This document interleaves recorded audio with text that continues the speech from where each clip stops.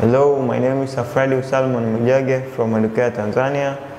Welcome in this session to proceed with our topic, which is the rise of dictatorship in Italy, Germany, and Japan. On the last session, we ended on looking the different factors that led to the rise of Nazism in Germany. So today we are going to see the factors for the rise of Hitler into power in Germany.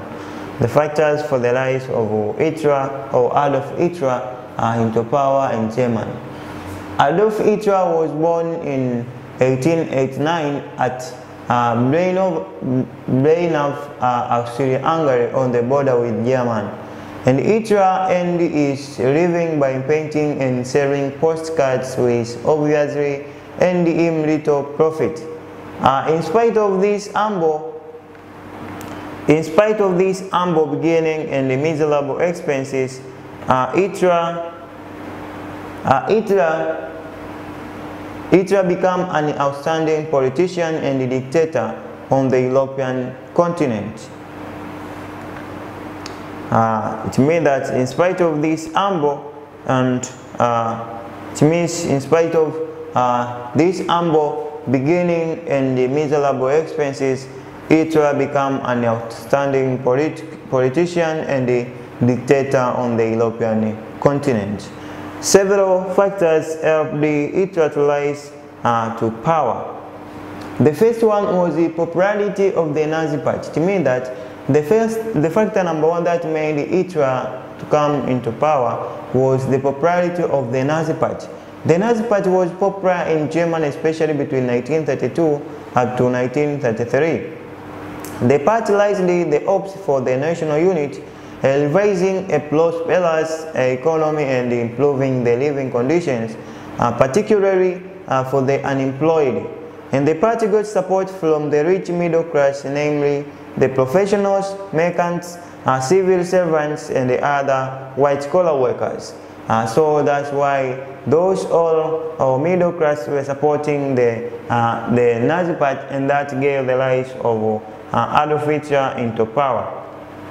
Another factor was anti-pass against the Versailles Treaty. It means that the anti-pass against the Versailles Treaty gave the rise of Hitler.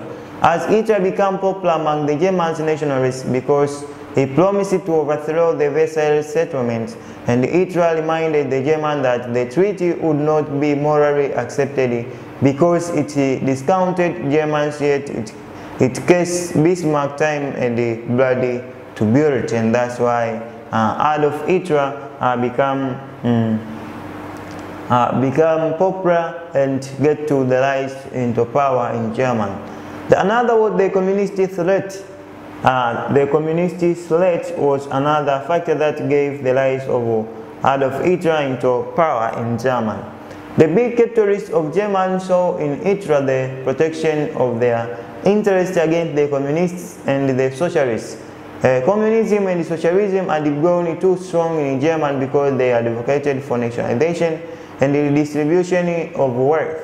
And that's why the bourgeoisie or the capitalists was decided to support Hitler and come into power, who could protect their interests and avoid the nationalization and the redistribution of their wealth into the majority of the people in Germany, and thus gave the rise of Hitler into power. Another was economic problems that was facing Germany. We can say that economic problems. The economic hardship brought about by the Great Depression and the World War I had this disastrous effects in the Germans, and there was general discontent and frustration, which undermined the people's confidence in the Weimar Republic because it had no solutions. Hence, the Germans turned to Hitler.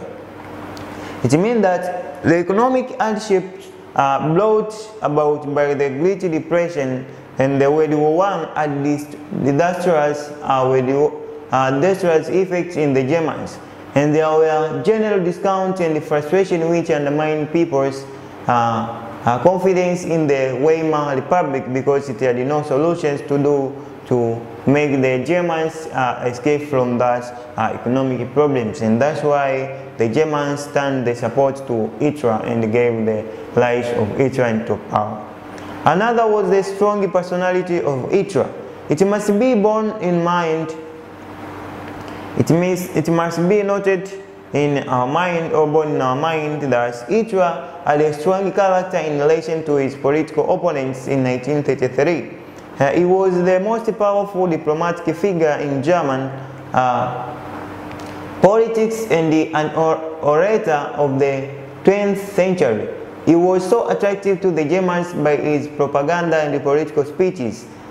He exploited the corruption and the mismanagement of the Weimar Republic, and that's why the majority of the Germans supported Adolf Hitler and to gain the power to be their leader, and that was the factor that made Hitler to come into power. Another was the weakness of the Weimar Republic. To me, that the weakness of the Weimar Republic was another factor that made the rise of Adolf Hitler to come into power. The Weimar Republic was declared after Kaiser William the second Friday in 1918. It was the first democratic republic with a democratic constitution. However, the republic had so many problems for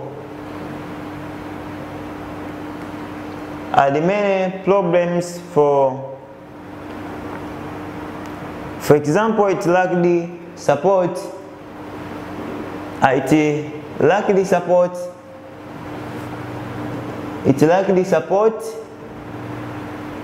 From the Germans, because they argued that it accepted the humiliating and the unpopular Versailles Treaty with its harsh terms. Consequently, most of the Germans supported the Nazi Party, and that gave the rise of Adolf Hitler into power.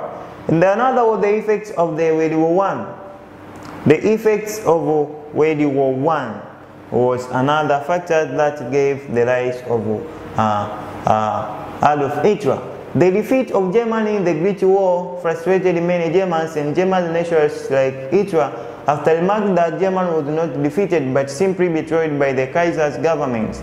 And there was a widespread discontent in Germany. There was low production that led to the scarcity of goods, therefore contributing to the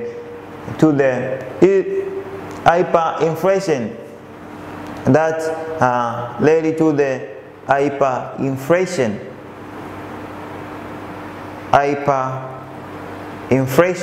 For example, in 1923, 1 British pound was equivalent to 20,000 marks, whereas in 1918 it was only 20 marks. With all of these hardship, the Germans turned to Hitler, and thus made the Adolf Hitler to become into power in Germany. Another part which we have to look is the effects of fascism and Nazism in Europe.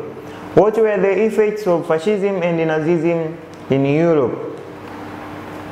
The first one was at the outbreak of the World War II, the outbreak of the Second World War.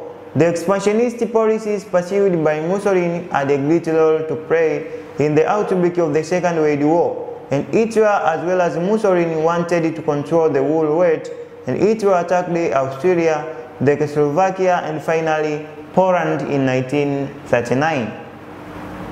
And the attack of Poland forced Britain and France to drop the appeasement policy and declare war on Germany. That caused the occurrence of the Second World War, and that was the effect of Nazism and fascism in Europe. Another effect was the rise of dictators on the European continent, meaning that led to the rise of dictators on the European continent, as Nazism and fascism was that of the dictators. The political system of Nazism and fascism contributed to the rise of dictators on the Europe continent, and the governments of the Germany and Italy were characterized with the absence of democracy, and the press was under state control, and the political meetings and the associations were prohibited, and there was no freedom of speech, and that was another impact of fascism and Nazism in Europe. Another was the collapse of the League of Nations. To me, that the collapse of League of Nations was another effect of Nazism and fascism. The policies of Hitler and Mussolini contributed greatly to the collapse of the League of Nations, and the two leaders ignored the resolutions of the League. Italy attacked Ethiopia in 1935, and Germany attacked Austria in 1934, and Poland in 1939. That was against according to the agreement of the League of Nations. And the action of Hitler and Mussolini weakened the League of Nations and accounted for the eventual collapse in 1945. Let us see another effect was weakened the economies of Europe. It means the fascism and the Nazism weakened the economies of the European